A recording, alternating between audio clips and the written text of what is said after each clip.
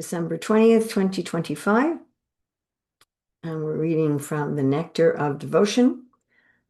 This is chapter 34 of the Nectar Devotion, Bhakti Rasamrita Sindhu 2573 to 132. Nama Om Vishnu Padaya Krishna Prasthaya Bhutale Srimate Bhakti Vedanta Swami Niti Namane Namaste Saraswati Deve Gauravani Pacharini Nirvasesa Sunyavadi Paskatyade Satarine Vandeham Shri Guru Shri Yuta Padakamalam Shri Gurun Vaishnavamscha Shri Rupam Sagrajatam Sahagana Raghunatham Vitam Stam Sajivam Sadvaitam Sadvadutam Parijana Sahita Krishna Chaitanya Devam Shri Radha Krishna Padam Sahagana Lalita Shri Vishakam Vitamscha Vanchakalpatubhishcha Kipasundabhi Bhutapatitanam Pavanevyo Vaishnavevi Namo Namah. So this is the Bhakti Ras Amrita Sindhu, the ocean of the eternal nectarian rasa or taste juice of bhakti. And we are in the Southern Ocean, which is the 5 components of rasa. Prabhupada says, without all 5, we cannot relish transcendental bliss. So vibhava, the stimulants, anubhava, the voluntary expressions, sattvika bhava, involuntary expressions, vyavichari bhava, transitory emotions, and sthaibhav, which is what we're still talking about today,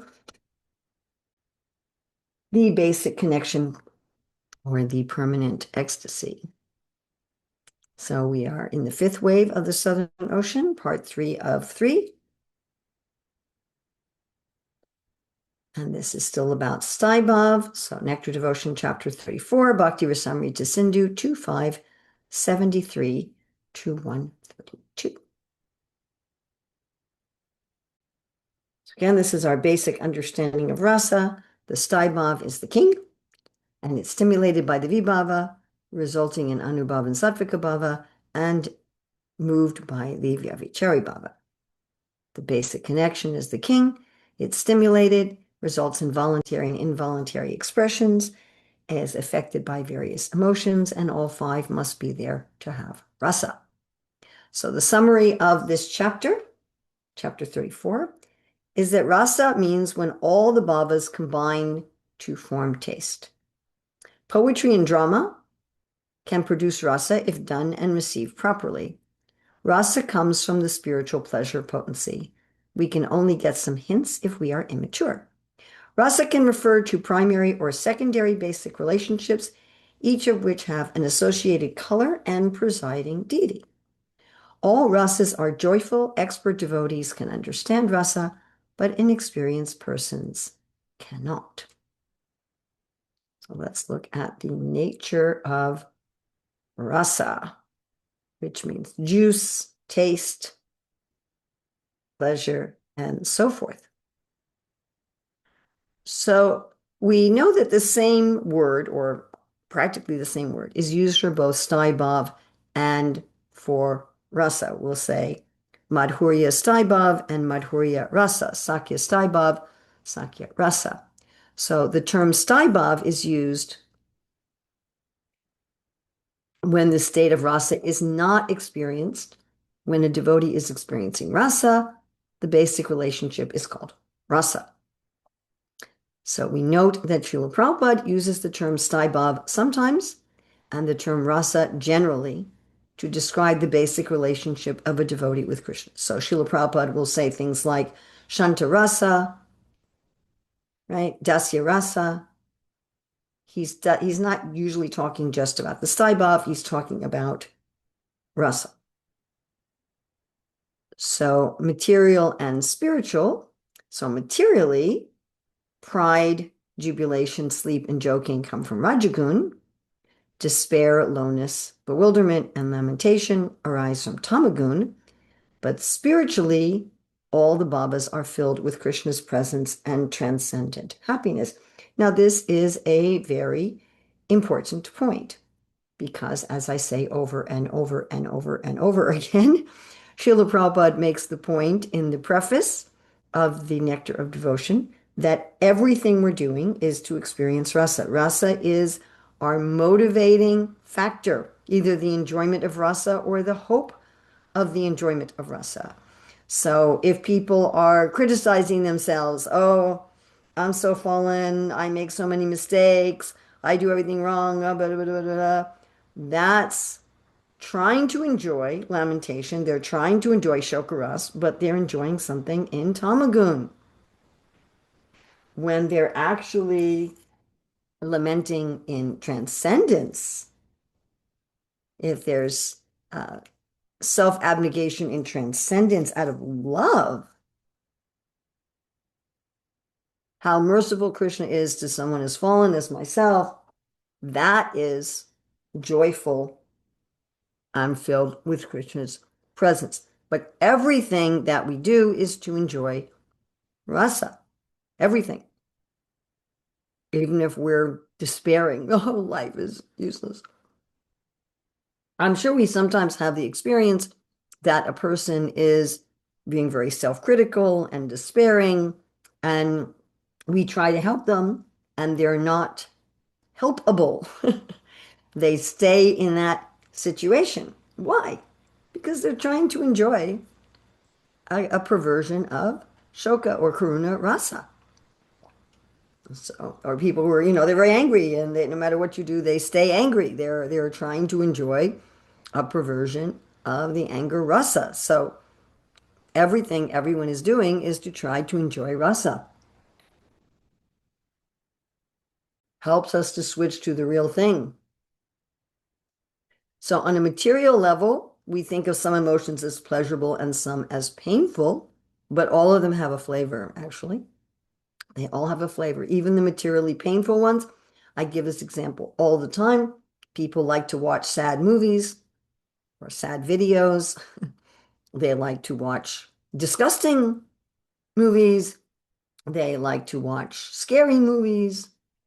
Right? So all of these are people will pay money. They'll pay their time. They'll spend their time. They'll pay money to try to enjoy something in these various rasas. But spiritually, the apparent painful emotions can give the highest and most intense bliss. So, one way to look at, we've had many different graphics. This is another one, that the primary and secondary sthai bhavs, when we hear or experience or remember Krishna, it leads to all the other bhavas.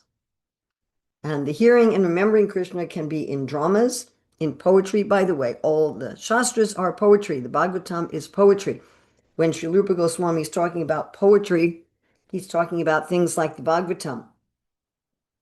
And also hearing or remembering Krishna can be in contemplation. So when we talk about, say, Sakya, are we talking about Sakya Rati, Sakya Staibhav, or are we talking about Sakya Rasa? So if the bhavas do not attain the nature of rasa by serving the Staibhav and remain independent, then they are considered to be the 33 Vyavichari bhavs, the 8 Sattvika bhavs, and the 8 Ratis, etc. As yogurt becomes rasala by mixing with sugar and pepper, primary and secondary rati become rasa by combination with the elements of vibhava, anubhava, sattvika bhava, and vyavichari bhava. When pepper and sugar are mixed together in a drink, one can still recognize pepper and sugar, although they are also one.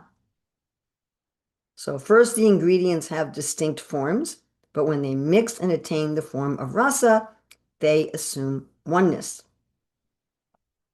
So a person experiencing rasa is experiencing everything rather than dividing it into component parts. However, in rasa, although bhava and the other elements become one entity in rasa, that can be recognized in a subtle form. So we can discuss these ingredients separately, which is what the whole southern, western, northern oceans are about. But when they're mixed together, you experience one taste, although you can still recognize the ingredients. So some bhavas are the causes or effects of other bhavas, but when mixed and transformed into rasa, they no longer appear as cause and effect. Okay, any questions or discussion? Oops. Any questions or discussion on these points? Yes, Nardrishi? Hare Krishna. Earlier on, seeing when rasa is materially experienced, I had two questions. Not sattva guna. I thought pride will come from sattva guna, and then also sleep will be in tamaguna, but that's in raja. I just wonder. Okay. Let's go back here. Where was that? You passed it, the next I already one. passed it. Okay. I have a small laptop screen. There. Okay. Mm. Yeah, it's interesting. Sleep is normally tamagun, huh? And pride, isn't it pride and happiness normally associated with sattva guna? Um, As, no, really, it's well, there's all different kinds of pride. I mean, in one sense, you can have these in each of the gunas, but pride is very rajasic because the motive for action in Rajagun is the accolades of others. The motive for action in Tamagun is comfort and ease, laziness, basically. In Tamagun, you want to do whatever is easiest. Your primary driver is laziness. In Rajagun, your primary driver is prestige and pride and the accolades of others and something that really looks good on the outside. In Sattvagun, your primary driver is what feels good on the inside. What makes you feel joyful, what makes you feel peaceful, what makes you feel happy inside. Like in Tamagun, Krishna says there basically is no happiness. And in Rajagun, there's happiness from external sense objects meeting your senses, and from some mental happiness of people respect me and people, you know. In Sattvagun, there's some inner joy, some inner peace. But I don't know why sleep is put here. And I'd have to look it up. I could make a note to look that up. Maybe I can find that in time for Monday's class. Anybody else have any questions or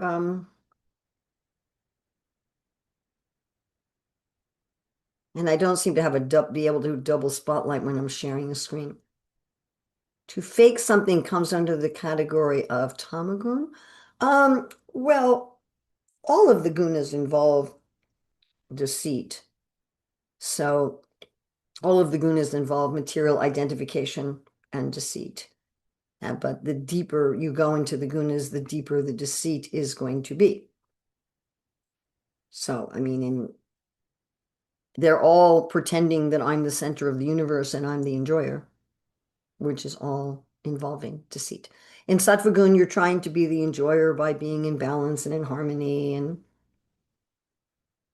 spiritual.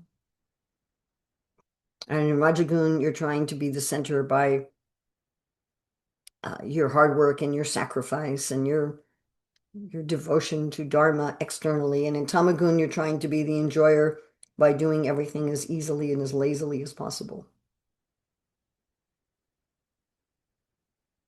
Thank you, Mataji. Wow. I guess now I realize it's very deep. Mm. Mm. But the level of deceit increases in Tamagun, yes. Because especially in Tamagun, if you can't get something honestly, like in Rajagun, if you have to work hard to do something dharmically, you'll do it. In Tamagun, if you have to work hard to get something dharmically, you won't do it. You'll do something adharmic because it's easier.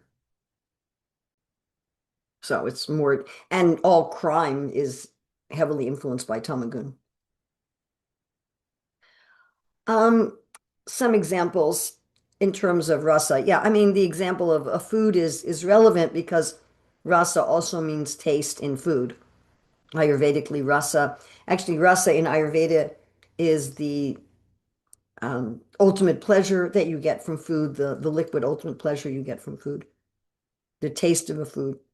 So if you think about any kind of juice you would make in a blender that you make with different ingredients, that before you blend the ingredients, you can talk about them separately. Here's the banana, here's the pineapple, here's the cinnamon, here's the sugar, here's the coconut milk, whatever. But once you blend them together, then you can still, on a subtle level, say, hey, there's coconut in here, isn't there? There's pineapple in here, isn't there? But they're still one taste.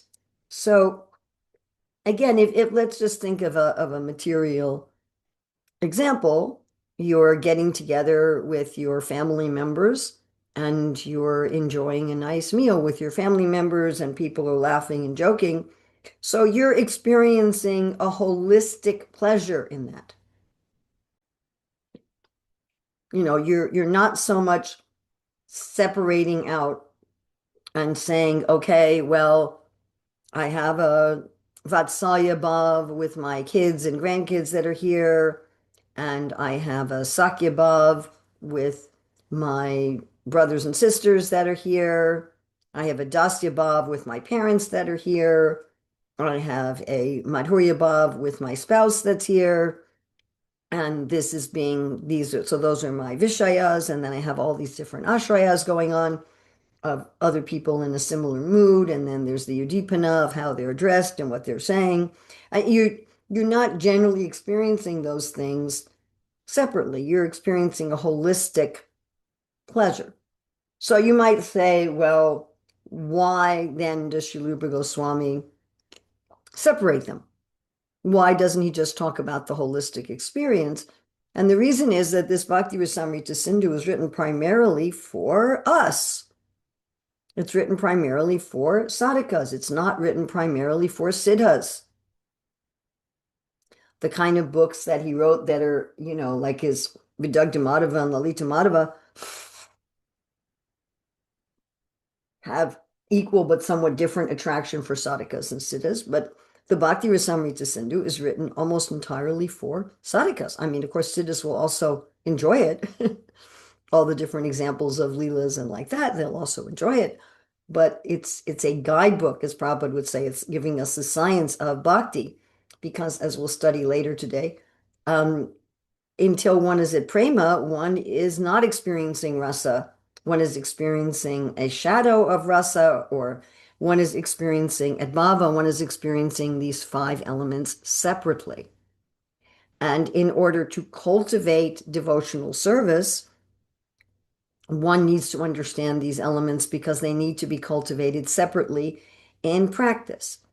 Let's think about, again, if you're learning some skill, okay? You're learning how to build a cabinet. You're learning how to play an instrument. You're learning how to cook a preparation. You have to be taught, you're learning how to read.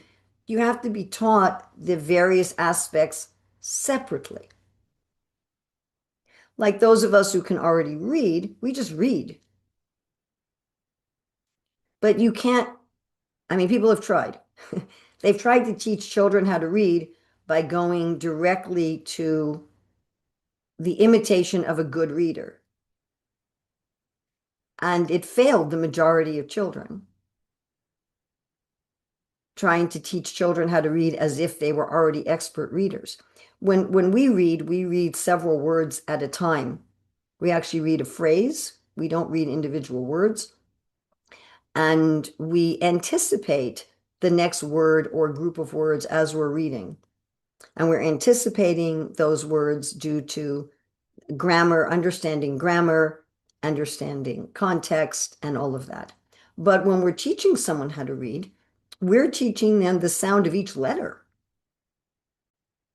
And then we're also adding in, okay, well, you've got the sound of each letter, and you've got these different rules for the way the letters are pronounced. If it's in English, it's very complicated and messed up with so many exceptions. And then you're looking at the context. What a word means in context changes. In every language, there are words that have multiple different meanings, like we were looking at in Krishna's quality, the example of the word vasa, which can mean clothing, residence, or fragrance. So what does it mean depends on the context. And in English, and I know it's the same in Spanish, that the meaning of a word changes according to the stress. I think you have the same word in Spanish for father and potato, depending on how you stress it. Yes. So, in English, we have one word that means dessert, which is like a glubjamin, and desert, which means a very dry place. I mean, they're spelled slightly differently, but when you're hearing them, the difference is dessert and desert, or isn't it papa and papa, right? Depends on what the word is. So these are the kind of things when we're teaching someone how to read, these are the sort of things that we have to teach separately. But once you become an expert reader, you no longer think about them separately. Or grammar, we teach grammar. Okay, this is a noun, this is a verb, this is an adjective, this is an adverb, this is noun as subject, this is noun as indirect object, this is noun as direct object, this is noun as in a positive. And we're teaching all of these things, which bore kids out of their mind. And they don't know why they have to learn them, because the adults around them don't talk like this. The children never hear the adults in their life saying, "Did you use that noun as in a positive?" Or as an indirect object. Adults never talk like that, because once you know how to read and once you know how to speak, those things all combine. You're not looking at the individual elements anymore. Okay, we have one last question, then we're going to go on. So when we are in our material consciousness, we are trying to feel these rasas in a perverted reflection because we are trying to or looking for the real thing. Bingo! You got it. You got it. Yes, exactly. Exactly. The problem in material consciousness is we're trying to take Krishna's position. We're trying to enjoy rasas from Krishna's position. And so everything we experience is perverted because we can't enjoy from Krishna's position. And without Krishna. And without Krishna, yes. Okay, so we're trying to enjoy Krishna's energy as if we were Krishna. So we're looking for Krishna. We're looking for the rasa with Krishna, but we're looking for it in the wrong way. So yes. So we get a perverted rasa that doesn't really satisfy us. We can't figure out why it doesn't. It's like, why isn't this satisfying me? Looks like it's going to be rasa. This section is extremely important. I feel kind of sad that we're missing a lot of people today. This section is very, very, very, very important. So it's important because, as we discussed 2 days ago, that how do you know what your Staibhav is by how you respond to poetry and drama about the Lord. So this is the main, there are other ways, of course, but the main way as given by Srila Rupa Goswami, Srila Vishwanath Chakravarti Thakur, Srila Jiva Goswami, and Srila Prabhupada, is that when we hear poetry, again, Bhagavatam is poetry. So, and drama, when we see dramas, so you have to remember that in Srila Rupa Goswami's time, the main way that people would hear philosophy and pastimes was through drama. Every night in the villages there was some kind of drama or reading of the Shastra. So it's by hearing those, by seeing those, by hearing those, that we resonate what is my own relationship with Krishna. And as well, this is one of the main ways that we cultivate our relationship with Krishna. This is also one of the main ways we can deal with our material emotions, is by switching, as I mentioned the other day, to meditating on the spiritual emotions. So we are going to have a breakout after this section. So as we're going through it, I want you to think about the good classes you've been to on Shastra, the good dramas you've heard that filled you with some sense of pleasure in Krishna consciousness, and the ones that didn't. Of course, we're not going to mention specific names for the bad ones, please. So poetry and drama about the Lord. So it appears that poetry, again, when you hear the word poetry, think Shastra, think Bhagavatam. And drama about the Lord are the main cause of the experience of rasa. The ultimate cause, of course, is rati, inconceivable, sweet, and astonishing. So the main cause of our rasa is our own rati, our own Staibhav, but it appears that the poetry and drama are the main cause. So for someone with even a sprout of rati, so rati sprouts usually at the end of a narta nivritti, poetry and drama can help, about Krishna, can help that person realize all the elements of rasa. So when we are hearing the Shastra, when we're seeing dramas, then that little beginning, which responds to those, can be nourished to bring us to rasa. So if there are irregularities or unsuitable qualities in poetry or drama, rati becomes restricted rather than nourished. So one example given in Bhakti Rasamrita Sindhu is when Radha is depicted as being older than Krishna. So we have this picture here because this is Lord Chaitanya with Ramananda Roy and Swarup Damodar. And Swarup Damodar was very careful only to bring descriptions of Leela and Tattva to Lord Chaitanya that were proper, that didn't have irregularities. So again, at the end of the Northern Ocean, Srila Rupa Goswami has a long discussion of irregularities because we want to avoid those, because those restrict rasa. So please, please, please, please hear this very carefully. Because rasa is not material, a devotee at present can experience a similar rasa with all the elements of rasa with the devotees described in scripture. This is so important. It's important for our development of bhakti. It's important for our detachment from the mind. I just cannot overstate this importance. So Srila Jiva Goswami in his commentary is quoting Sahitya Darpana 11-14, where he says the devotee plunges into the ocean experienced by previous devotees, and there is an awakening of chivalry and other bhavas with an experience identical to that of the ancient devotees. No man at all is condemned for entering that ocean. Very, very, very, very, very, very simple idea. That when we're hearing the Bhagavatam, if we're hearing properly, or other literatures describing Krishna, or when we're seeing a drama, we start to identify with those characters and we can feel some of their emotions.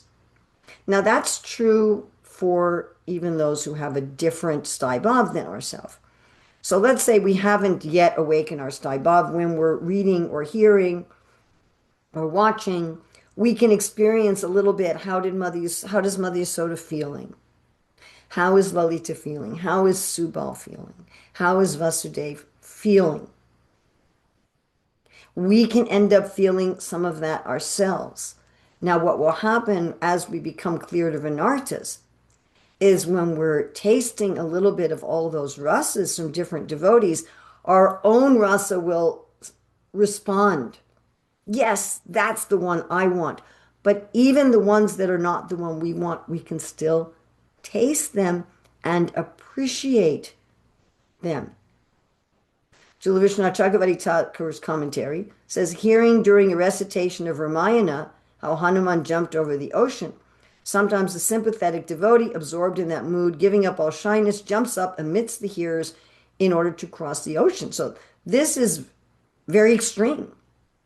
So not only is a person feeling it, they're identifying so much with Hanuman that they jump up and try to cross the ocean. Well, generally we don't do that, but the point is that one can feel those emotions to that extent. Oops, sorry. So Bharat Muni says, in the matter of identification, there is an indescribable power in vibhava and the other elements by which the audience becomes non-different from the actors depicted on stage. Narada, you may have to look at your connection. I've got a good mic here. Is anyone else having this problem? No, No, Mataji. No, Mataji. Narada, it must be on your end. So we all have this experience. Every one of us has this experience. I am absolutely sure that every one of us in our life has read a book or watched a play or watched a movie where we feel that we are the character, that we are the character, that we are feeling the feelings of the character. So, example, when a devotee feels the suffering of other devotees, there is an astonishing bliss of compassion. When a devotee feels the happiness of other devotees, there's great happiness at the happiness of the other. Should say the other. So again, this is something we all experience. We see, Ram looking for Sita in the forest, we feel that compassion.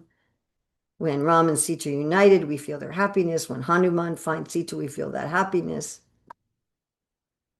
If even a little bit of the elements of rasa related to the Lord manifest in the devotee who is absorbed in the pastimes of previous devotees, immediately there is full satisfaction from all the elements of rasa. Now, this nice quote relates to the fact that Prabhupada said that if we can experience the feelings of the residents of Vrindavan even to a minute degree, then our life is successful. So as we're absorbed in, and from these quotes, you can understand what kind of quality of hearing we're supposed to have. When we're hearing the Bhagavatam, or when we're seeing a drama about Krishna, I think we end up hearing much more than we end up seeing dramas in our modern society. That, it's not just to learn the facts so we can pass a test or something, or so that we can understand philosophically. The purpose is so we can experience the rasa. Yes, in Gora Lila also. Same. As we're reading Gora Lila, it's not that we become them impersonally. It's not that I become Mother Yasoda, but I feel what Mother Yasoda's feeling. I feel what Jagadananda's feeling. I feel what Ramananda Roy is feeling. How can you do that? I can do that with any ordinary book. If you can do it with an ordinary book or an ordinary play, why can't you do it with Krishna? This is so important. Here we have this comparison.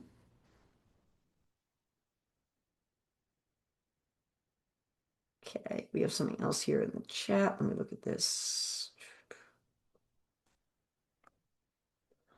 This other thought, the reason we instructed to not watch material TV or books, distracting ourselves and looking at the real thing. Yes, it feeds the wrong rasa. Okay, so this slide is based on Srila Jiva Goswami's commentary on 25107. So ordinary books, movies, plays. So the characters that are portrayed are ordinary. They're other materialistic persons. The actors or reciters are doing a job. The hearer or the audience is the cause of whatever taste is experienced. So, the actor, they're just in a job, they're in a studio with a green screen, they're not really riding on a train or something, they're not really doing, they're portraying ordinary characters, whether they're portraying real or fictional characters, and the actors are just doing a job. So there's no rasa, there's no bhakti rasa in the original characters.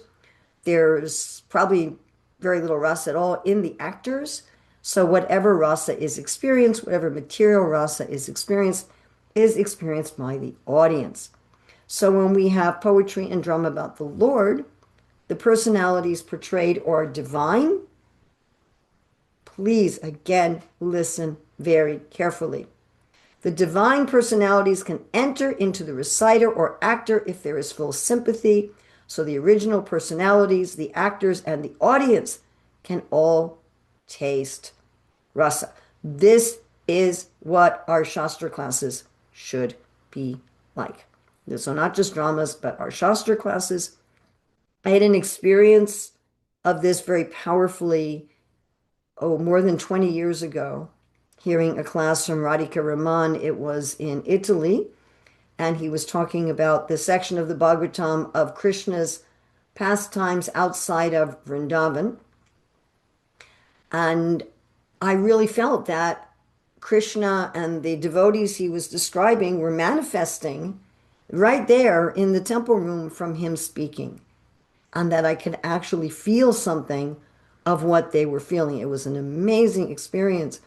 I've had the experience of acting in devotional dramas, and I have definitely had the experience, and many other actors have told me the same thing, where we feel enlivened by those divine personalities.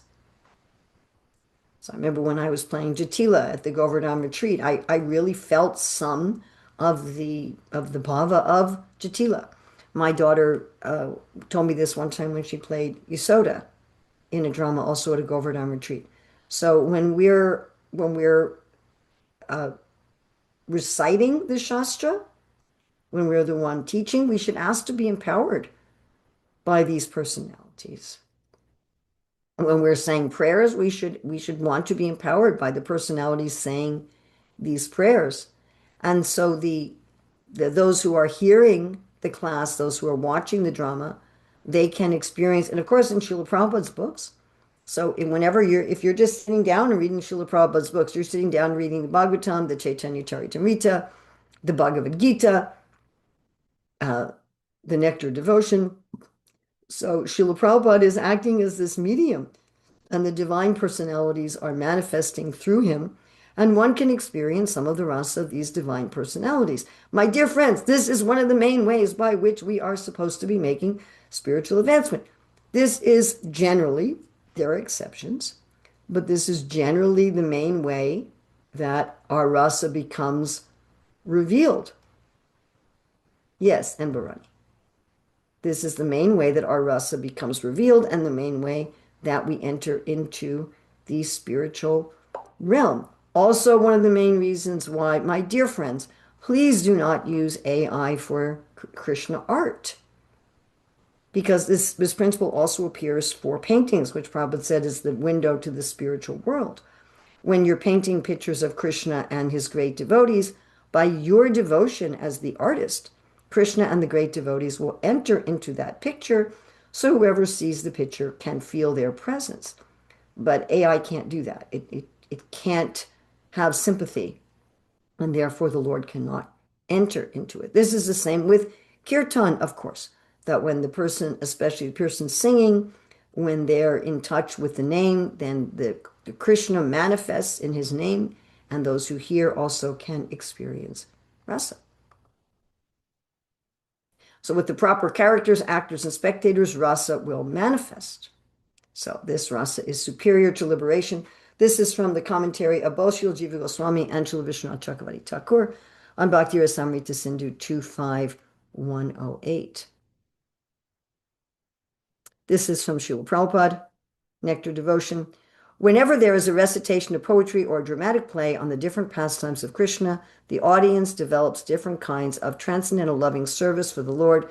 They enjoy different types of vibhava, anubhava, and sanchari bhava. Remember, sanchari bhava is another name for vyavichari bhava. And remember, this poetry is referring to Shastra. Bhagavatam is poetry. Bhagavad Gita is poetry.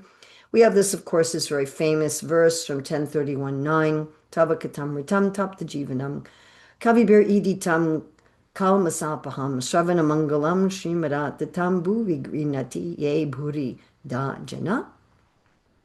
The nectar of your words and the descriptions of your activities are the life and soul of those suffering in this material world. These narrations, transmitted by learned sages, eradicate one's sinful reactions and bestow good fortune upon whoever hears them. These narrations are broadcast all over the world and are filled with spiritual power. Certainly those who spread the message of Godhead are most munificent. So we're going to have a breakout room where I want you to share your experiences, good and bad. Please, for your bad experiences, do not mention any particular names of people. Do not say this person gave a bad class. Please don't do that. So, but just you can talk about the experience. For the good ones, you're welcome to name names. And what is your experience with the bad ones and the good ones? So how can we understand rasa? So such manifestations are displays of the transcendental pleasure potency of the Lord. One should simply try to understand that on the spiritual platform, there are many varieties of reciprocal love Such loving exchanges should never be considered to be material. So this is a direct quote from the Nectar of Devotion. And this is also a direct quote from the Nectar of Devotion, that in the Mahabharata, Bhishma Parva, it is warned that things which are inconceivable should not be subject to arguments. Actually, the transactions of the spiritual world are inconceivable to us in our present state of life. So we can have wonder about them. We can, but we don't expect to fully understand them. Srila Prabhupada also says, great liberated souls like Rupa Goswami and others have tried to give us some hints of transcendental activities in the spiritual world, but on the whole, these transactions will remain inconceivable to us at the present moment. Understanding the exchanges of transcendental loving service is also continuing to quote from Nectar Devotion. Understanding the exchanges of transcendental loving service with Krishna is possible only when one is actually in touch with the pleasure potency of the Supreme Lord. So the basics is love. Love is the basis. The basic connection, the staibhav of love, rati, causes Krishna to be the stimulant as object and the devotee to be the stimulant as shelter. This then produces emotions, voluntary and involuntary reactions, and the total taste, which increases the basic connection of love even more. So the total taste of rasa then increases the staibhav more. So it's this circle. The staibhav causes Krishna to be the vibhav alambana ashraya, and the devotee to be the vibhava alambana, vishaya, and the devotee to be the vibhava alambana ashraya, and also the udupanas. This also produces the vyavichari bhavs, the anubhavs, the sattvika bhavs, and the total rasa. And that total rasa increases the staibhav. So it's like the ocean, the water from the ocean forms the clouds, and the clouds then come to the ocean. The only cause of love is love. Srila Prabhupada writes, thus the pleasure potency of Krishna is compared to the ocean. The pure devotee is the pleasure-possessing cloud, and when he is filled with transcendental loving service, then he can bestow his mercy as a downpour of rain, and the pleasure potency returns to the ocean of Krishna.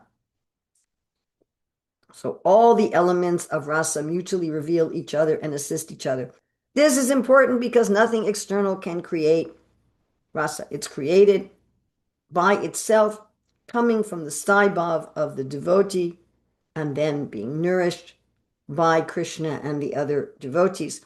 Rasa reveals itself. Rasa is self-revealing. Swa prakash atvam. Rasa is not dependent on the mind. It's not dependent on other factors. Rasa consists of rasa and nothing else. Okay, do we have any questions? We have a few minutes. We could take any questions about any of this. Yes, Vedagarbha Prabhu. Yes, regarding the last point about no external influence on the rasa, but what about udipanas? So some udipanas are, to some may consider them external because, for instance, there's a demon coming, and so it's not not the ashraya, not the vishaya, but it's still something else, and which inspires the process of rasa. Isn't it external? Okay, excellent question. So the answer would be no, because the only reason it acts as an udipana is that there's a staibhav. Otherwise, it wouldn't act as an udipana. Srila Rupa Goswami later says in terms of wonder, vishmita, or adbhuta rasa, that if we love somebody, even ordinary things they do seem wonderful. And if we don't love somebody, if we don't care about somebody, we don't care. Right? You're going to put your child's not very artistic pictures up on your wall or your refrigerator. I mean, there's an example. I think I have the example actually when I teach the Northern Ocean, that there was this expert There's several experiments have been done like this. You take this really famous musician, like a violin player, and they're playing a multi-million-dollar Stradivarius violin. People are normally spending a lot of money to go hear them perform in a concert hall. But you have them set up as a sociological experiment. The person is performing as if they were a street musician. They're just playing their violin on a street corner or in a train station. And most people just walk by. I mean, I remember one of these experiments, it was a super famous violinist playing this like $3 million Stradivarius and playing one of the most difficult violin pieces. But because he appeared as a street musician, most people just walked by. They didn't pay any attention. You know, he was paying the same thing that people were paying $50, $70 a piece to go hear in a theater. And, you know, he collected a little bit of money from the passerby. But because they didn't have an attachment to him, they didn't feel anything. So the Udipanas are only going to act that way if their Staibhav has awakened. So without that, so it's all originally the Staibhav, as we talked about the other day, is the king. Okay, we have some things in the chat. Joshua Bell's story. Yes, thank you, Asutosh Sharma. From the picture of Krishna holding lotus flower to cowherd boy, how total rasa nourished by increasing Staibhav. I'm not sure I follow. Hare Krishna Mataji. Will you explain that previous images you were showing that with all combined in Vrindavan with Gopas? So how it is the rasa is manifesting? How can you just explain? Okay, so For the let's say you love Krishna as your friend. He's your buddy. He's your friend. And there you are with other cowherd boys. So Krishna is your Vishaya. The other cowherd boys are the Ashraya. And then Krishna's giving you a lotus flower. That's acting as an udipana. And you're feeling, maybe your hairs are standing on end, maybe you're crying. You also take the lotus, that's your anubhav, and then you're experiencing excitement or joy in receiving the lotus, and that's increasing your feeling of friendship with Krishna. That creates rasa. All those combined create rasa, and that creation of rasa increases your general. This Taibhav is not static; it's dynamic. So your feeling of friendship with Krishna just keeps increasing. Again, we have some indication of this materially. This is what we want to happen materially. It doesn't usually happen, but our idea is, you marry somebody and your love for them keeps increasing. That's the idea. That's what we all want. Again, that doesn't usually actually happen. Generally, the initial fervor decreases. Right? So when you first marry someone, you want to be with them all the time. And after you've been married to them for 20 years, you're happy for a vacation. So it's, it decreases. But spiritually, that flavor keeps increasing. Does that answer your question? Okay, yes, Nardarishi? Hare Krishna. Yesterday, we said in regards to the secondary sthai bhavas, that Krishna is the direct cause except ghastliness or disgust. Yes, sorry? and two categories of anger. Yeah, my question is, Nisingadev, Okay. is he not the shelter of ghastliness? Can we not experience? I thought Prabhupada say we can, if you enjoy ghastliness, we can meditate on the pastime of Nisingadev, even like intestines. Yes, he actually did say that. He did say that. Prabhupada was talking about how he saw a man slaughtering chickens and how the man's son was horrified, but the man was enjoying slaughtering the chickens. And Prabhupada said the man was enjoying ghastliness. And if you want to enjoy ghastliness, you can enjoy the pastimes of Nrsingadev. I'd say it's also there to some extent when, Krishna's having these battles and these rivers of blood with human and animal parts floating in them. That's also ghastly, but we don't see Krishna as ghastly. We're not revolted by Nrsingadev. Like you can be angry at Krishna. He can be the object of your anger. But we're not disgusted by Nrsingadev. We're disgusted maybe by Hiranyakashipu's intestines and heart, but we're not disgusted by Krishna. Is never I disgusted. see. Okay. Is that clear?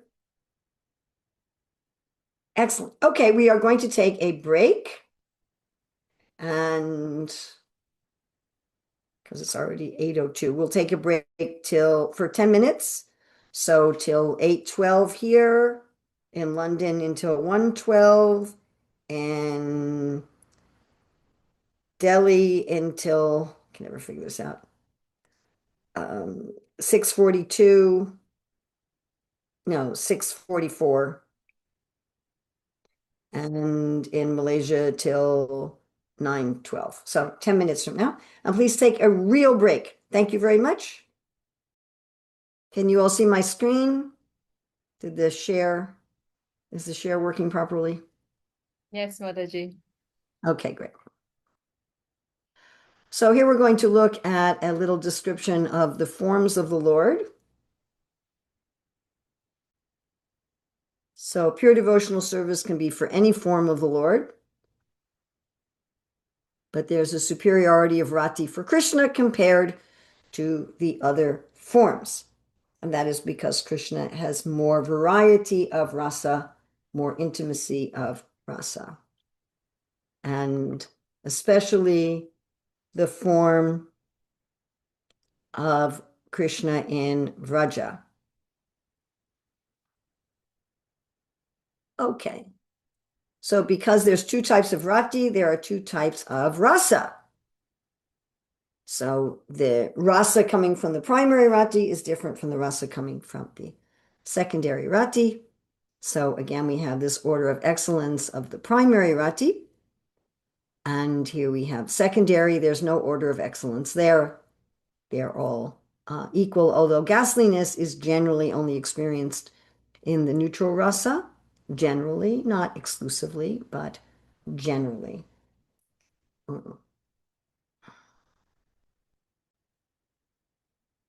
So the one primary rasa, if there's a combination like servitude and friendship, then one is dominant. And the seven secondary, every individual is experiencing at various times 8 rasas, which is going to change, right? It's going to have different flavors. So your primary rasa is in parental, and you're going to, sometimes your parental is going to mix with comedy, sometimes with wonder, sometimes with chivalry. That would probably be in Dana Veer, not the fighting. And compassion in fear, not so likely discussed, but if it mixes with all of those, then you're going to have 8 different experiences of rasa. Srila Rupa Goswami gives colors for each rasa and presiding deities for each rasa. And I'm assuming these colors come from Bharat Muni. I don't know exactly why he has the presiding deities. Sometimes there's, for ghastliness, it can be Matsya because he's connected with the devastation, or Buddha because of his getting rid of the animal killing.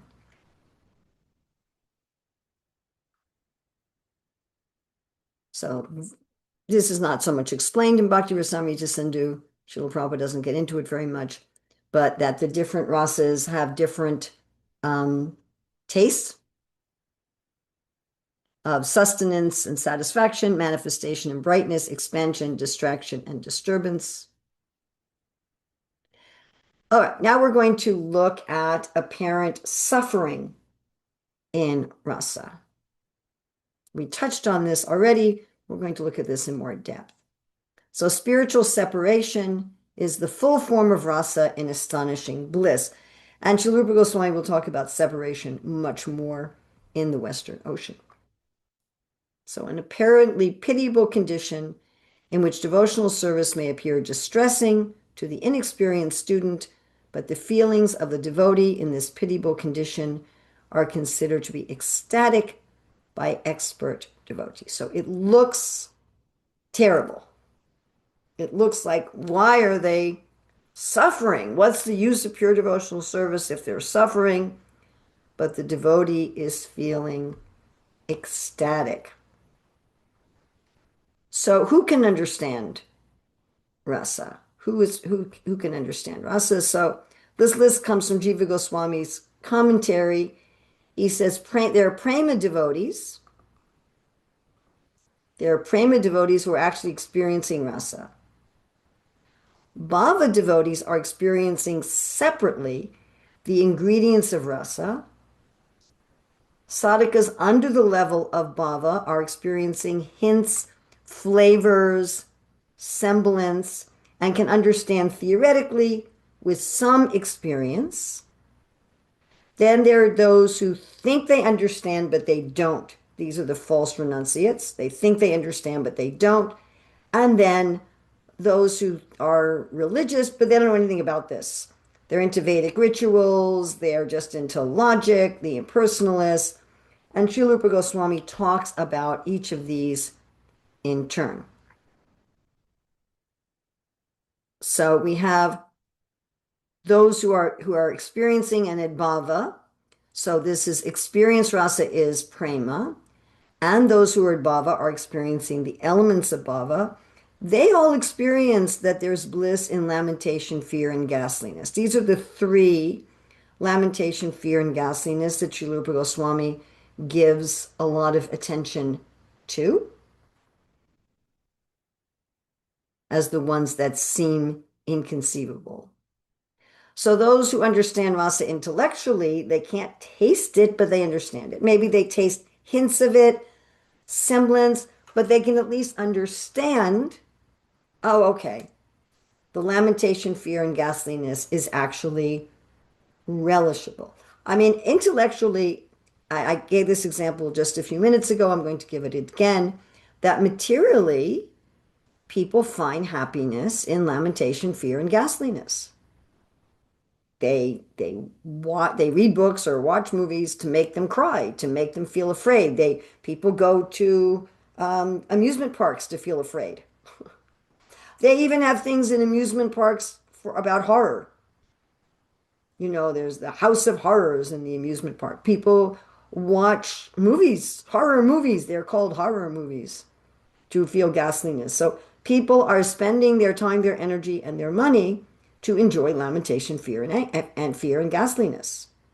I don't know why Srila Rupa Goswami doesn't include anger. Maybe he feels it's obvious that anger can be blissful. Now, those who are ignorant or like animals reach a wrong conclusion. So they just think the devotees are suffering. So those who experience rasa, this is the prema devotees. So we're looking at lamentation or compassion, karuna rasa or shoka rasa. So for this particular rasa, how do those in prema experience this? They have bliss from being filled with the hope of meeting the Lord again. This is particularly in terms of separation. Of course, there's many other causes of lamentation and compassion besides separation. That's not the only one. Those in bhava, they have bliss from hearing about union with the Lord. So when they're experiencing karuna ras or shoka ras, they hear about the union with the Lord, and that gives them bliss. For those in prema, they're being filled with the hope of meeting the Lord again.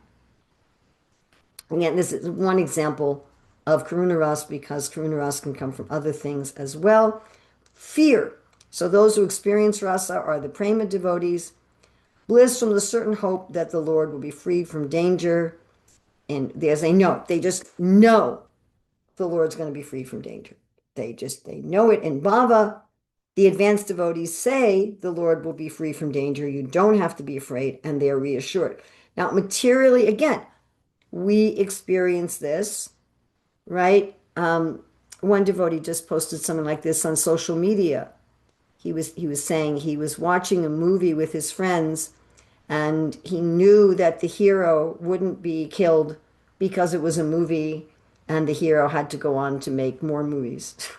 So, you know that your hero, Superman, whatever, they're not going to be killed. So you're scared right? That the hero's in danger, but you're enjoying it because you know the hero's not actually going to be killed. So that's a little idea of those in prema and bhava. Okay, looking at ghastliness. So those in prema, bliss from rati's action that produces a manifestation of the Lord to crush the disgusting elements. So you know that Nrsingadev is going to smash that Hiranyakashipu. Krishna is going to smash that Bhaumasura and Banasura. The Lord's going to remove our own material attachments for those in bhava. Bliss from hearing reassuring words from more advanced devotees about the final outcome, that the disgust will be removed. So the ultimate proof that these rasas, grief, fear, and ghastliness, bring happiness is the experience of the devotees. The devotees have these experiences. So the ultimate proof is going to be in our experience, but until we're actually at the level of prema, then we're going to have to go by the experience of the soft-hearted advanced devotees. And the example is given of Hanuman, the great devotee of Lord Ramachandra. And the Ramayana is full of Karunaras. It's full of Shokaras, but he's reading it daily because it's so blissful. So we're going to have a breakout room to talk about how these three, grief or lamentation or compassion, fear and ghastliness, can be joyful for the devotees, and how we can get some hints. If you have time, you can also talk about why Srila Rupa Goswami didn't include anger, which seems to be the other kind of negative emotion. Okay, so 10 minutes for this. Can you write, please, the three, or say it again? Lamentation, fear, and ghastliness. Lamentation can also be compassion. So lamentation, sadness, grief, fear, and ghastliness, those three. And if you have time, you can also talk about anger. So 10 minutes. Okay, so those who cannot relish rasa, we have the gramya, those practicing renunciation without bhakti. Sometimes we glorify this in our devotee association, the real renunciates. We're not looking at the bhakti, we're just looking at how renounced they are. Or agya, so the cultivating knowledge without bhakti. So the gramya are those who think they understand, but they get it wrong. These are all people who appear to be very spiritual. Cultivating knowledge without bhakti, attached to the Vedic rituals, impersonalists who are just involved in logic. So all these people, they think they're religious, they think they're spiritual. Other people may think that way, but actually they cannot experience rasa. They cannot experience bhakti rasa. They are just going to experience some material perversion of rasa. So we are supposed to protect bhakti from those who cannot taste it. So Prabhupada writes, a pure devotee should not describe devotional service and its different analytical aspects to dry speculators and false renouncers. Of course, Srila Prabhupada had us give nectar devotion to everybody.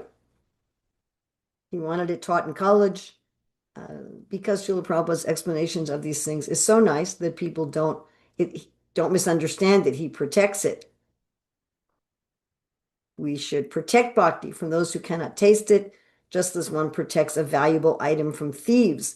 So, of course, this is one of the offenses, to preach the glories of the Lord to the faithless. And definitely one reason why most religions are impersonalistic, because when you get into a personalistic philosophy, people will misunderstand it, they'll distort it, they'll cause disturbances. So those who can relish bhakti, again, going back to this point, those who have transcended ecstatic love and are in pure goodness, and those in bhava or ecstatic love. And again, those in bhava They separately experience all the elements of rasa, the vibhavas, vyavihachari bhavas, etc. But those who have transcended ecstatic love and are in pure goodness, sudasattva, those in prema, they have a deep experience of rasa rather than the separate ingredients of rasa. What Srila Prabhupada writes in Nectar Devotion, in that pure stage of life, one can taste this nectar, and this tasting capacity is technically called rasa or transcendental mood. So reviewing this again, there are those who can experience rasa, the bhavya bhaktas, those who are in prema, they're experiencing the rasa holistically. Those who experience the stage of bhava, the bhavaka bhakas, these are the people who can experience the 5 components of rasa separately. Those who understand about rasa prajna intellectually with some hints, some abhasas, some flavors. Those who are mistaken, they think they know, but they don't know. And those who don't know. So these are the people, they're impersonalists, and those who don't know anything about it. They just don't know anything about it at all. And these are the components of rasa. Okay, so we have some time. If anyone has any general discussion on any of these points. Yes, Nardarishi. Hare Krishna, we were discussing in the breakout room about why Rupa Goswami does not include the anger, as you suggested. And my theory was that the leaf in which he wrote flew away with the wind, but actually we wanted to hear from you. That's funny. I mean, my only theory is that he assumed that people could understand that anger could be enjoyable. He seemed to feel that people might really question about lamentation, fear, and gassiness, like how can those be enjoyable? But that people could have some innate understanding about how anger could be enjoyable. That's all I can figure out. Why he didn't have that 4th one as, hey, these rasas don't seem very enjoyable. Anybody else? Any questions or discussion? Monday's class will be a summary of the whole Southern Ocean. Yes, Pineshwari Lakshmi. Yeah, I'm trying to get all my thoughts in order. There's so much information that's coming in that I'm trying to understand. But I'm just some like vague thoughts about how we enjoy. I mean, okay. Like what I said, the first part, that sometimes we use material, movies, books, stuff to feed those rasas, what we're looking for, and Oh, we yes. digress. We digress. I mean, because I'm talking about myself, because I'm obviously thinking about myself, and why do I enjoy watching movies? And I'm like, no, we're not, but I'm realizing it's because I'm seeking the rasa. And I'm Yes. trying to satisfy myself by this, but it's it's a temporary, it kind of satisfies for a minute, but it doesn't. Yeah. Well, this it is why I doesn't. asked the question the other day as to which a lot of you didn't seem to understand my question, which is how do we experience some kind of rasa before we're at the state of bhava? Because we're pleasure-seeking beings. We want to experience rasa. We can't go on and on and on and on and on not experiencing some kind of rasa. We just can't. We're actually incapable of it. So we have to have, if we don't have a spiritual way of tasting rasa, we will taste rasa in a way that is not helpful for us. There's not an option that the people are just gonna say, well, I'm just going to do austerities and be miserable until I taste bhakti rasa. It won't Would you work. mind? Oh, sorry. It won't work. Right. And maybe it'll work for half an hour or an hour, but it won't work. Yes. We are pleasure seeking. And so if we're not having some way of tasting some kind of bhakti rasa, we will go to something inferior. Yeah, and that's like the whole idea of a higher taste. We have to get that higher taste, which of course then says that that is more impetus for us to put more things out there, more dramas, more movies, and more of those things that will actually feed that, right? Yes. Or that when we're studying the poetry, when we're studying the Bhagavatam, we're studying the Chaitanya Charitamrita, to study for the purpose of tasting rasa, not But to you have study to for know the that, purpose. right? Yeah, which is why Srila Prabhupada published the Nectar Devotion in 1969. Yeah, yeah, yeah. I'm just, Yeah. it's, yeah, all of this just kind of coming together for me a little bit. Kind of Yeah. I like I mean, can now how many understand of my our mood classes, how many of our classes are sorry, are very dry. intellectual, yes. They're intellectual, and that's one of the categories of people who can't taste rasa. Yeah. You're just into logic, you're just into philosophy, you're just into renunciation. You can't taste any rasa. And I've been to classes like that where you're just kind of, I'm just bored, and they're just giving me information. And one other thought I just want to add. I was just Yeah. thinking, and I shared in our group about the Ramayana, that how many times have we watched the Ramayana, especially I'm saying in India, so many of, I mean, I read a movie, I read a book and I'm done with it. I don't want to read again, usually, but when we or watch a movie, when we watch it Ramayana, we watch it over and over and over. We know the story, we know how the story ends, we know the whole plot, yet we watch it over and over and over again. Even if any of those we get those tastes or whatever in other movies, it's not like the Ramayana, right? It's Yes. always there. We keep doing it. We keep at it. Anyway, so just a couple thoughts that were just roaming around Yes. in my head, along with a lot of. Right. Well, the point is also with mundane things, there's only some concept of rasa in the listener, because there's not actually rasa going on. There's not bhakti rasa going on. The performers are doing a job. The characters are not, yeah. Okay, so we have a nice thing here from Asutosh Sharma. Yes, very nice. Very nice. So how do we also have a thing here about, okay, I'm feeling very dry. How can I improve my taste? Read for the purpose of connecting. Don't be afraid of emotion. So when you're in some of my classes, I'll ask, and it was a question I asked in one of these classes, what's a favorite pastime of yours? What pastime would you like to meditate on? And it's part of the classes I give on material spiritual balance. It's the fourth class, and that's one of the questions that I ask there, because Prabhupada says any pastime you meditate on. And so I'll ask people, what's a pastime that you would like to see? What's a pastime you'd like to be there for? And I've had a number of people come up to me afterwards and said, no one ever asked me that before. I never even thought of that before. So these are exactly the way that we should be approaching. I mean, Bhagavad Gita also. This is Krishna talking with Arjuna. Why is the first chapter there?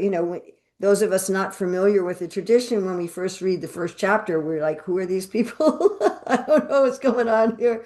Who are all these names? But why is the first chapter of the Bhagavad Gita there? Because we're entering into the emotion of the situation. We're entering into the characters.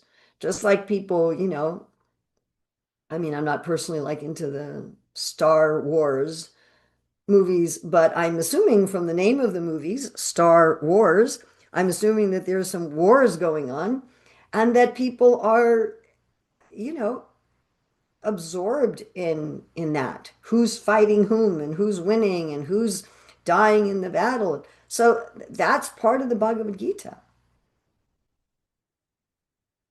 You're saying about the Ramayana, the Mahabharata movies also, I mean, was so exciting. So with Bhagavad Gita, it's like that.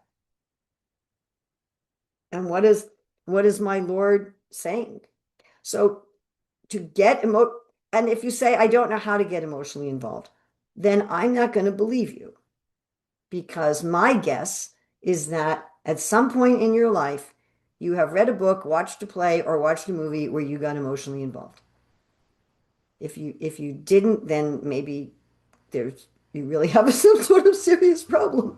But I would say that at least all the humans I know, I suppose if someone's severely sociopathic, then they don't have any emotions. But all the human beings that I know, we have the ability to read a book or watch a movie, watch a drama, where we identify with the characters and we feel some emotions. And Srila Rupa Goswami, Srila Jiva Goswami, Srila Vishwanath Chakravarti Thakur, Srila Prabhupada are all telling us in this section of the Nectar Devotion and Bhakti Rasamrita Sindhu that this is what we should be doing when we're reading the scripture, hearing the scripture. It doesn't have to be a drama. It can be reading or hearing scripture. Asutosh Sharma Prabhu, yes. Yeah, Hare Krishna, Mataji. Dandavat Pranam. You just mentioned about, and it's a beautiful, like how we can transition to my question. So these 33 Vyabhichari bhavas, Thai bhavas, is it Krishna's gift to someone, or someone can learn this during their spiritual journey or during their lifetime? Because most of Both. the people, I myself, both, yeah. Both. Both. I mean, it's just, I'm in the process of reading a book by Shiva Ramswamy called Sankalpa Kaumudi, which I'm really enjoying. And he's saying how our own practice of sadhana, our own eagerness, our own attachment, it induces the Lord and his potencies to reciprocate with us and show us mercy. And it's interesting, he quotes 264 of the Bhagavad Gita, which I quote a lot, that if we practice mentally to become free from attachment and aversion, and physically to regulate our senses, then we get mercy of God. So mercy is usually, sometimes Krishna gives mercy for absolutely no apparent reason at all. Sometimes that happens. I mean, but even if we say Magrari, Magrari the hunter did something. He offered Narada Muni, like, can I give you a present? Can I give you some animal skins? So he did something. So maybe Krishna sometimes shows mercy to somebody for absolutely nothing on their part. But generally, a Agnat person Sukriti? has something. Agnat Sukriti? That basically means, yeah, that the person is doing something without realizing it. Yes, the person is. Mataji, Yes.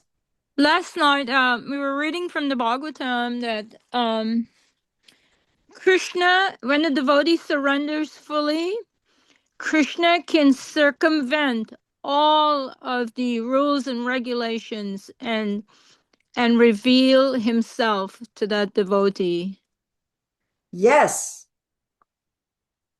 I mean, it's possible. Prabhupada often says we can attain pure devotional service in a minute. Joy. It's already there. It's already in our heart. Yes, that's true. So It's yes, all within us. it's already within us. It's not something to be Yeah. gained from any other source. It's already within us. And the only reason it takes so long is that we're so stubbornly, stupidly attached to our false ego. But yeah, mercy, generally, it's in response to something. Sometimes Krishna shows mercy because of someone else's prayers. So sometimes the person involved didn't do anything, but other people were praying for them. And so Krishna's responding to like the wives of Kaliya, they were praying for him. So Krishna responded to their prayers rather than to Kaliya. So sometimes what appears to be absolutely 100% causeless on the part of the recipient there was some cause from someone else. Hmm. Okay, we have a question here. Thank you, and nice to hear your voice. Haribol. Very nice to hear your voice. Jai Hare Krishna. Miss you. So Sachi Prem says here, when kirtan is going on and some devotee has tears, is that a true rasa? It is probably in a bas. Depends on the person. So is that a sattvika, or is it a sattvika bhava, or is it a sattvika abas? If the person has developed if their sthai bhav has actually awakened, then it may be a ras abas. You'd have to look at the whole. That's why we've had so many, I know it's a little technical, but that's why we've had so many different discussions of so many different kinds of abhases, so many different kinds of semblances. Or it could be just, immature rasa. Yes, Nardarishi. Hare Krishna. Question before the question, is Abhimanyu the name of Radharani's husband? Yes, and also the name of Arjuna's son. So there's more than one. Yeah. I remember that, so I was confused if I was remember one of the They're others. not the same person. No, I know. Is it correct to say that for Abhimanyu, no Arjuna's son, Radharani is the Vishaya? No. Just like I brought out at the end of the Vyabhichari Bhav section, that if a person loves a devotee more than they love Krishna, this is typically seen with some of the gopis who love Radha more than they love Krishna, for example. That love for Radha is in the category, it's a special category of a Vyabhichari Bhav. I don't know exactly Abhimanyu's situation, but I know with Jatila and Kutila, Krishna is the Vishaya. They are actually trying to satisfy Krishna, though they're doing it in a way that's very tasty for them and very tasty for the pastimes. When I played Jatila in a drama, I had some little realization of that. It was quite interesting. And my assumption is that Abhimanyu and the other so-called husbands of the gopis have a similar mood, that actually they want to satisfy Krishna, but they do it through being antagonists in the Leela. So Radharani can, because we say, when we, in the first wave, when we were looking, Vishaya of the Alambana is Krishna, but can it be said, can be Radha instead of Krishna, or both? No. If it appears to be Radha, then that's a Vyabhichari Bhav. Okay. The feelings that people have for a devotee like that are Vyabhichari Bhavs. That's explained.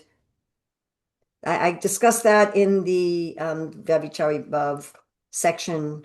I think I had 2 classes on Vyabhichari Bhavs. I think it was the end of the second class. Good point. I mean, Srilupa Goswami makes this point. He actually makes this point in the Sthai Bhav section, but Jiva Goswami says it belongs in the Vyabhichari Bhav section, so I discuss it there. If you're reading the Bhakti Rasamrita Sindhu, you'll read it in this section. Mahalakshmi.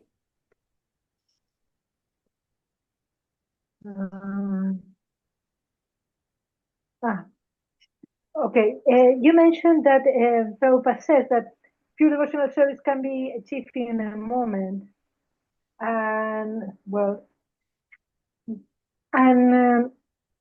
that moment can be transitory.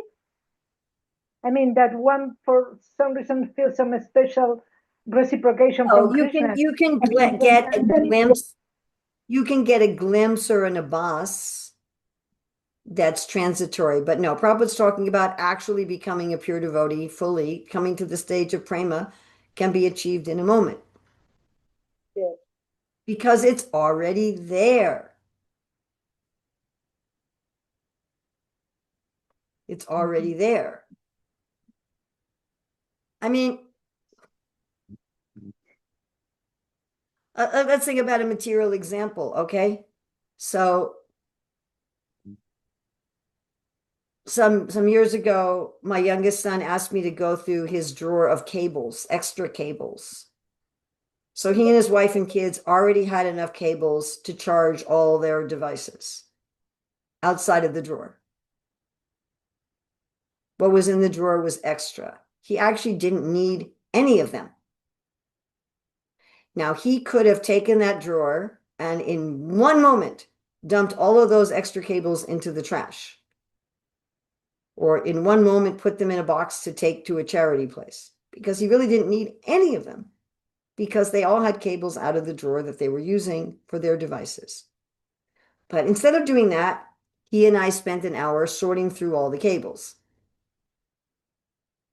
to decide which one were complete rubbish because they had connectors that aren't even used anymore, and which ones he might want to save as like backup cables. So then it took us an hour to sort through everything. He probably still doesn't use those backup cables because he doesn't need to, because he's got ones that he actually uses. Or even if they would work, they wouldn't be as fast. And we tested each of them, and so we can go through our inartas like that. Let's go through our inartas. Do I want this one? Maybe I want this one. Maybe I want this one. What about this one? I think I want to hold on to this. I don't want to look at that one yet. We'll look at that one tomorrow. I'll give up my movies tomorrow, right? Whatever it is, I'll deal with this one tomorrow later. Or we can just take the whole drawer and just like dump it. So why don't we take the whole drawer and dump it? Because we're afraid. We don't have full faith. We're afraid that if I let go of all my attachments and all my identifications, there won't be any me left anymore. There won't be anything left of me. I won't exist anymore. I won't be happy. I won't exist, or I won't be happy, or I won't get what I want. I'll be exploited. We have some kind of fears due to lack of faith. And that just is, you can't force it. I just heard Radhika Ramampu say this the other day in a recording, but I say the same thing all the time. Don't artificially go to Krishna and say, "Today, my Lord, I surrender everything." It's funny, Radhika Raman said the same thing. He said, then Krishna will say, "Oh, really? Well, what about this?" So if I say, "Okay, Krishna, I surrender everything. I'm ready to give up everything and just surrender to you," Krishna will take something, and he won't even take it away. He'll just shake it. He'll just Then go, what to do? To throw that drawer with the cables, or just to keep some? What? Yeah. So it's so therefore it takes time, and generally, and Krishna's patient. And to some extent, we also have to be patient, because if we try to force ourselves, it doesn't work well. It just really doesn't work well. I tried it twice, and I will not do it again. So don't try to do that. Don't say, "I'm just gonna," unless it's real. If it's real, go for it. But if it's not real, Krishna knows it's not real, and he's just going, "Oh, what are you doing?" I read something in this it's a really nice book by this one Christian author, and he was talking about this Christian minister who was secretly reading pornography. And one time when his wife was out of the house, he decides he's finally going to get rid of all of it. So he takes all his pornographic magazines. I mean, nowadays people probably do porn mostly on the internet. But he took all of his pornographic magazines and he threw it into a big dumpster. The great big dumpsters, not a little trash can, but like the huge things you'll see outside a business or something. So he went and threw it all in. I went back to his house. Oh, good. I got rid of all of my attachments. And then like an hour later, he's like, "I don't know if I really wanted to get rid of all." So he tries to climb back in the dumpster to get back his pornography. And in doing so, he breaks his arm, and then he's stuck in the dumpster and he can't get out. So then this thing he was trying to keep secret from everybody found out about it. His wife and all of his friends and all of the people in his church, they all found out about his addiction because he had his arm broken in the dumpster. So, that's why it takes us a while, because we say, "Yeah, I want to surrender this." No, not this. No, not this. There's this, we've already read it, but where I think it was Lalita says to Srimati Radharani, if you've already sold an elephant, don't argue over the price of the goat. So, you know, we say I surrender to Krishna, and then we're arguing about this and that attachment. All right, thank you very much. So no class tomorrow, and we will be having our last class on Monday, which will be a summary. Anything good in these classes is from Srila Prabhupada, Srila Rupa Goswami, Srila Vishwanath Chakravarti Thakur, Srila Jiva Goswami, our other acharyas in the Shastra. Anything wrong here is my responsibility. Please either forgive or ignore the mistakes. Srila Prabhupada ki jai.